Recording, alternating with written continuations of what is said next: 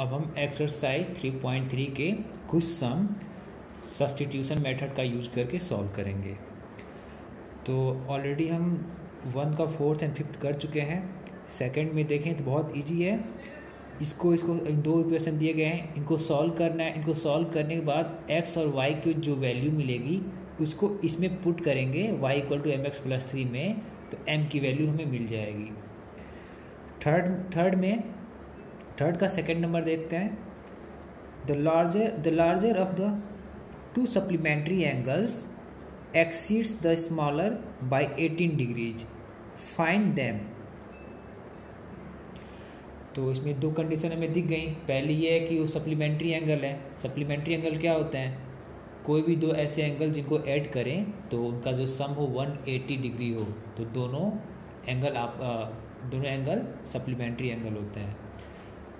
और दूसरा कंडीशन ये है कि इसमें से जो बड़ा वाला है एंगल वो छोटे वाले से 18 अधिक है। तो सबसे पहले मान लेते हैं कि पेयर ऑफ सप्लीमेंट्री एंगल, ये question number exercise 3.3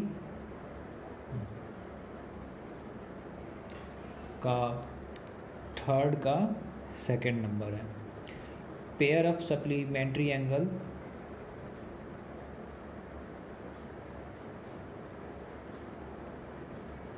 let's say x degree and y degree, और हम यहाँ ये एज्यूम करके चलते हैं कि x डिग्री ये वाला एंगल है, y से बड़ा है। तो हमें पता है कि x y दो पेयर ऑफ सप्लीमेंट्री एंगल है, तो इनका सम कितना होना है? 180 होना है। ये इक्वेशन नंबर फर्स्ट हो गई। और दूसरा ये बोल रहा है जो बड़ा वाला एंगल है वो छोटे वाले से 18 डिग्री ज़्यादा है। तो बड़ा वाला कौन है? x है। छोटा वाला कौन है? y है। इससे 18 ज़्यादा है। ये आपका इक्वेशन नंबर 2 हो गया। अब क्या करना है? किसी भी एक इक्वेशन को पुट करें। यहाँ मैं क्या करता हूँ, इक्वेशन नंबर 2 को लेता हूँ फ्रॉम इक्वेशन नंबर 2। आप जब भी फेयर में कर रहे होंगे तो आप पूरा स्टेप लिखेंगे। Substituting the value of x in equation number 1। यहाँ से x की वैल्यू डायरेक्ट हम उठा करके 1 में पुट कर देते हैं। तो अब x की जगह पे मैं 1 में y+18 लिखूँगा। तो y+18 x की जगह पे, और ये y पहले से ही है एज इट इज 180 डिग्री। अब y 2y और 18 यहाँ पे है, ये राइट हैंड साइड में जाएगा। तो 180 माइनस, ये यहाँ साइन प्लस में है, उधर जाएगा तो माइनस हो जाएगा। तो 180 से जब 18 जाएगा तो कितना आएगा? 162। देन y = कितना होगा? 162 डिवाइडेड बाई 2। तो यहाँ से y की वैल्यू आ जाएगी 81 डिग्री। y हमें पता लग गया 81 डिग्री है, तो इसमें कितना ऐड करें कि 180 हो जाए? सिंपली अब बोलेंगे substituting the value of y इन, किसी में रख सकते हैं आप, इसमें रखें या इसमें रखें। मुझे लग रहा है कि इसमें रखने पे ज़्यादा इजी होगा। Equation number 2। तो मैं इसमें x = y की जगह पे कितना पुट करूँगा? 81 + 18। तो x = कितना आ गया? 819 90 डिग्री। तो ये पेयर ऑफ सप्लीमेंट्री एंगल कौन से हो गए? 90 डिग्री और 81 डिग्री। ये हमारा आंसर हो गया।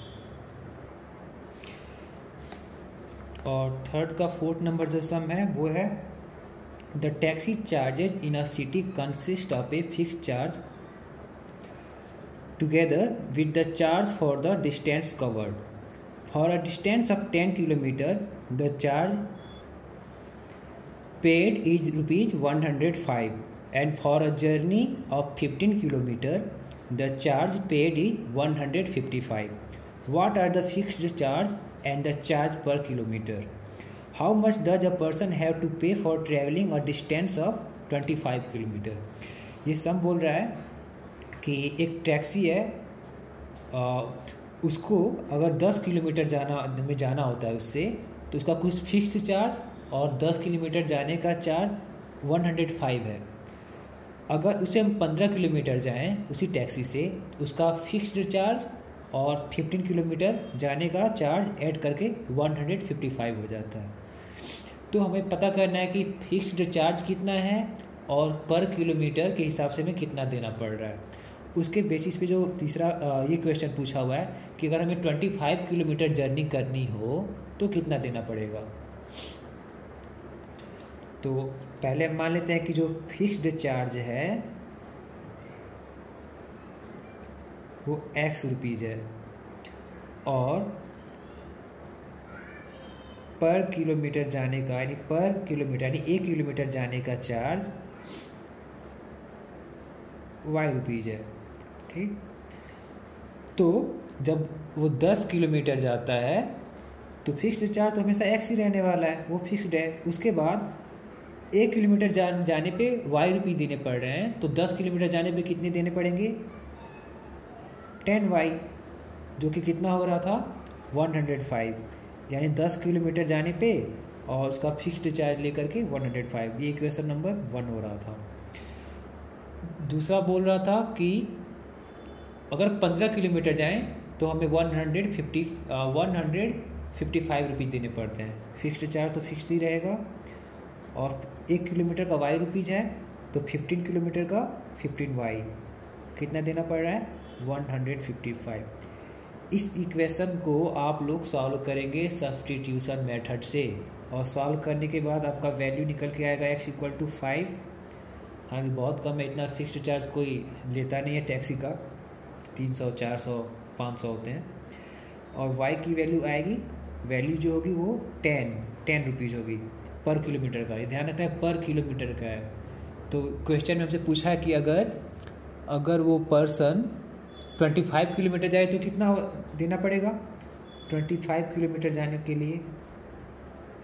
तो x तो फिक्स्ड चार्ज तो 5 रुपये तो लगना ही है हर बार, और 1 किलोमीटर का 10 रुपया लगता है, तो 25 का कितना लगेगा 250। 25 को 10 से मल्टीप्लाई करेंगे और ये टोटल हो जाएगा 250 रुपीज़। और आपकी बेसिक कैलकुलेशन आपकी अच्छी होगी तो चैप्टर बहुत इजी होगा। इस चैप्टर में थोड़ा सा दिक्कत शुरू में यही आती है कि जो कंडीशन दिए गए होते हैं उनसे हम कैसे इक्वेशन बनाएं। एक बार इक्वेशन बन जाती है और हमारा कैलकुलेशन अच्छा है, हमने 7, 8 और 9th में मेहनत करी है, तो ये चैप्टर बहुत ही ईजी है। नेक्स्ट सम है, a fraction becomes 9/11 if 2 is added to both the numerator and denominator.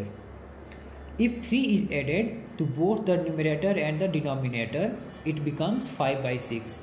Find the fraction. यानी एक फ्रैक्शन में दिया गया है, उसमें हम ऊपर यानी न्यूमरेटर में और नीचे डिनोमिनेटर में अगर हम 2 जोड़ते हैं, 2 ऐड करते हैं दोनों में ऊपर नीचे, तो वो फ्रैक्शन हमारा 9/11 हो जाता है।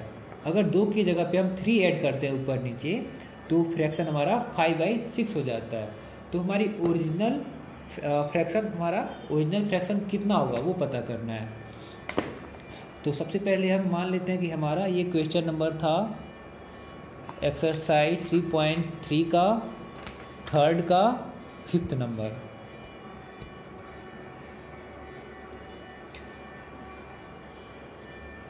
इसमें हम एज्यूम करते हैं कि लेट्स एज्यूम न्यूमरेटर x हो गया और डिनोमिनेटर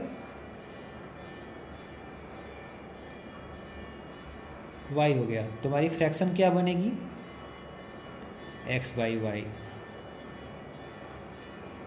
अब ये बोल रहा है क्वेश्चन में कि अगर ऊपर नीचे दोनों में हम 2 ऐड कर दें तो हमारा फ्रैक्शन कितना हो जाता है 9/11। अब इस फॉर्म में आ गया तो हम इसको सबसे पहले थोड़ा सिंप्लीफाई करेंगे। तो कैसे, क्रॉस मल्टीप्लिकेशन 11 का यहाँ पे और 9 से यहाँ पे कर देते हैं और थोड़ा इसको और सिंप्लीफाई कर देते हैं। तो 11 से इसमें होगा तो 11x प्लस 11 टू जा 22 इक्वल्स टू, ये 9 का इसमें करेंगे, यानी y प्लस 2 से 9 में कर दो या 9 से y प्लस 2 में कर दो, बात एक ही है। 9 इंटू वाई 9y, 9 टू जा 18। अब इसको हम लोग थोड़ा सही से कर लेते हैं। 11x, 9 को हम लोग इधर लेफ्ट हैंड साइड में ले आते हैं, minus 9y, right hand side में प्लस में था, लेफ्ट हैंड साइड में आएगा तो इसका साइन चेंज हो जाएगा, माइनस में हो जाएगा,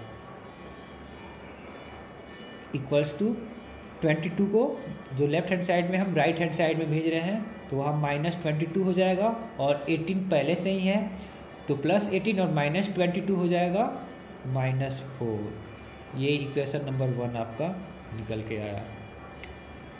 अब सेकेंड केस में बोल रहा है फिर से कि अगर फ्रैक्शन में 2 की जगह पे 3 ऐड करें तो क्या होता है। तो x प्लस 3 y प्लस 3, तो हमारा फ्रैक्शन कितना हो जाता है 5/6 हो जाता है। सेम चीज़ करेंगे क्रॉस मल्टीप्लिकेशन सिंप्लीफाई करने के लिए, तो इससे और इसको इधर, तो ये हो गया 6 प्लस 18 5y प्लस 15। y वाले को भी मैं लेफ्ट हैंड साइड में ले रहा हूँ, 6x, ये पॉजिटिव है 5y, लेफ्ट हैंड साइड में आएगा तो निगेटिव हो जाएगा, और ये 15 राइट हैंड साइड में पहले से ही है, 18 राइट हैंड साइड में जाएगा तो माइनस में हो जाएगा। 6x, आपको ये सब रूल पता है ट्रांसपोजिंग करने के, इक्वेशन में जब ट्रांसपोज करते हैं तो कैसे क्या होता है। 15 से 18 गया -3, ये इक्वेशन नंबर हमारा 2 हो गया। अब आप इक्वेशन 1 को इक्वेशन 2 को सॉल्व करेंगे तो हमें x और y की कुछ वैल्यू मिलेगी, और जो वैल्यू मिलेगी हमें यहाँ पे x की जगह पे वो x की वैल्यू रख देना है और y की जगह पे y की वैल्यू रख देना है, हमारा आंसर आ जाएगा। मैथ्स टोटल प्रैक्टिस का है। दूसरे सब्जेक्ट में क्या होता है कि आपने एक बार फैक्ट याद कर लिया तो आपको 4 बार 5 बार जितनी बार आप याद करें तो कोई फर्क नहीं पड़ेगा, लेकिन मैथ में पूरा प्रैक्टिस का खेल है, तो आप खुद से प्रैक्टिस करें, जितना आप प्रैक्टिस करेंगे आपके लिए उतना ही बढ़िया होगा।